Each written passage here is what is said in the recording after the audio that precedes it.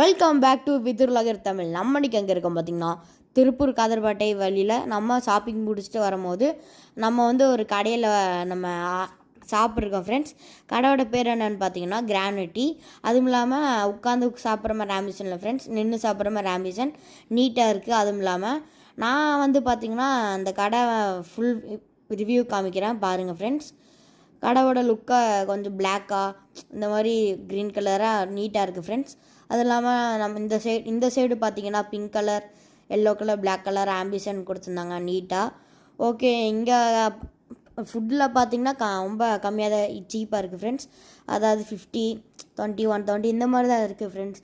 நீங்கள் சாப்பிட்டிங்கன்னா உங்களுக்கு ஈஸியாக இருக்கும், ரொம்ப கம்மியாக தான் இருக்கும். வீடியோ பிடிச்சிருந்தா மறக்காமல் லைக்